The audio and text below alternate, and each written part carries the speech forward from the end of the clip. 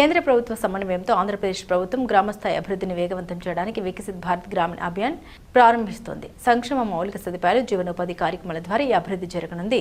రాష్ట్ర స్థాయిలో రేపు తిరుపతి జిల్లాలోని రైల్వే కోడూరు నియోజకవర్గంలో గౌరవ ముఖ్యమంత్రి నారా చంద్రబాబు నాయుడు, కేంద్ర మంత్రివర్యులు శివరాజ్ సింగ్ చౌహాన్ చేతుల మీదుగా ప్రారంభం కానున్న వికసిత్ భారత్ గ్రామ అభియాన్ను గురజాల నియోజకవర్గం పిడుగురాళ్ల మండలం కామెపల్లి గ్రామం మాచవరం రోడ్డు నందు నిర్వహించిన కార్యక్రమంలో శాసనసభ్యులు Yarapathineni Srinivasarao, DLDO Gabru Nayak, Piduguralla incharge MPDO Devarakonda Vishnu, Chiranjeevi, Piduguralla tahsildar Madhubabu పాల్గొని వికసిత్ భారత్ గ్రామ అభియాన్ను ప్రారంభించడం జరిగింది. ఈ కార్యక్రమంలో గురిజాల నియోజకవర్గ పరిధిలోని ఏపీఎంలు, గురిజాల నియోజకవర్గంలో వివిధ హోదాల్లో ఉన్న కూటమి నాయకులు, కార్యకర్తలు, మహిళలు, అభిమానులు, యువత పాల్గొనడం జరిగింది.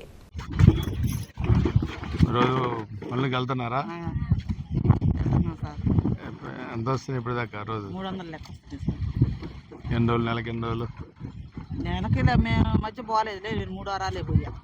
ఓకే.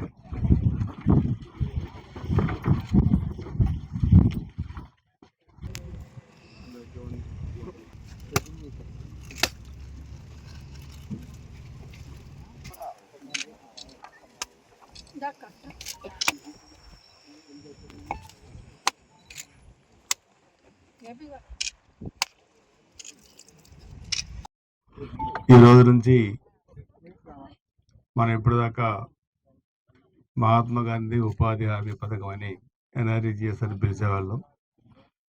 దాన్ని ఇప్పుడు వికసిత్ భారత్ జీ రామ్జీ ఈ పేరు కేంద్ర ప్రభుత్వం ఈ పేరు పెట్టి ఈరోజు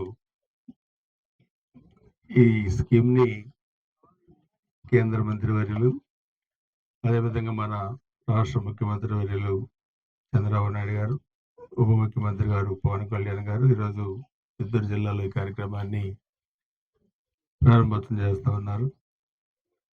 ఇది ఒక రకంగా మనం చూస్తే గ్రామాల్లో పని దినాలు కల్పించడంతో పాటు ఎవరైతే పేద వర్గాలు ఉన్నారో వాళ్ళకి ఈరోజు 300 రూపాయలు ఇస్తూ దాదాపు ఇప్పటికీ 100 రోజులు సంవత్సరాల్లో పని దినాలు కల్పించారు. దాన్ని ఇప్పుడు 125 రోజులకు పెంచారు. సో పని చేసిన దానికి డబ్బులు ఇవ్వడంలో గతంలో కొంత జాప్యం ఉన్నా దీన్ని ఇమీడియట్గా 15 రోజుల్లో ఇది కూడా ఇవ్వమని చెప్పి కూడా కొత్తగా దీనిలో తీసుకొచ్చారు. సో మీకు తెలుసు, గ్రామాల్లో మనం ఇప్పుడు దాకా కెనాల్, అదేవిధంగా వ్యవసాయానికి అవసరమైన ఫామ్ పాండ్స్ కానీ, చెక్ డ్యామ్స్, ఇవన్నీ కూడా మనకి ఏంటంటే నీటి నిల్వలు. మన గతంలో 2014-19 మధ్య మన రాష్ట్రంలో భారతదేశంలోనే ఫామ్ పాండ్స్ ఇవన్నీ కూడా చేసే దాంట్లో మన భారతదేశంలో నెంబర్ 1గా మన స్టేట్ వచ్చింది. ఇంకోటి కూడా మీరు చూస్తే 2016 ఏప్రిల్ 29న గౌరవ ముఖ్యమంత్రి చంద్రబాబు నాయుడు గారు మనకి అత్యధికంగా పెన్షన్లు ఇచ్చే రాష్ట్రం ఆంధ్రప్రదేశ్. ఆర్థికంగా బలంగా ఉన్న చాలా స్టేట్స్ కూడా ఇంత పెన్షన్లు ఇవ్వట్లేదు. మనం 4,000, 6,000, 10,000, 15,000, 4,000 వృద్ధాప్య పెన్షన్లు, విడో పెన్షన్లు ఇస్తున్నాం. 6,000 దివ్యాంగులకి ఇస్తున్నాం. 10,000 తలసమయ బాధితులకి ఇస్తా ఉన్నాం. 15,000 పూర్తిగా ఎవరైతే బయటికి రాలేకున్నారో వాళ్ళకి 15,000. ఇది ఎక్కడ నాకు తెలిసి భారతదేశంలో ఎక్కడా లేదు. సో ఆర్థికంగా మనకి కొంత ఇబ్బంది ఉన్న ముఖ్యమంత్రి గారు పేదవాళ్ళను ఆదుకోవడంలో ఆర్థిక ఇబ్బందులను అధిగమించాలనే ఉద్దేశంతో ఆయన ఒక దృఢ సంకల్పంతో కూడా ఈ కార్యక్రమాలన్నీ చేస్తూ ఉన్నారు. అదేవిధంగా మరలా ఈ నెలలో తల్లికి వందన కార్యక్రమం మరలా ఉంది. ఎంతమంది పిల్లలు ఉంటే అంతమంది పిల్లలకి 15,000 రూపాయలు ఇస్తా ఉన్నారు. గతంలో అందరికి ఇస్తా అని చెప్పి ఒకరికి ఇచ్చారు. మొన్ననే అన్నదాత సుఖీభావ ఆ డబ్బులు కూడా రైతుల ఖాతాల్లోకి వచ్చింది. మేము మావిగంతో మేము వచ్చే ఎన్నికల్లో రెఫరెండం తీసుకుంటాం, వాళ్ళేమో రాజధాని అమరావతి తీసుకుంటారని ఇంత మంచి మాట చెబుతాడని నేను ఊహించలేదు ఎప్పుడు కూడా. చాలా సంతోషం.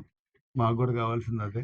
మేము అమరావతితోనే 2029 మాకు కూడా కావాల్సింది కూడా అదే. మీరు అదే చూసుకోండి, మేము ఇదే చూసుకుంటాం.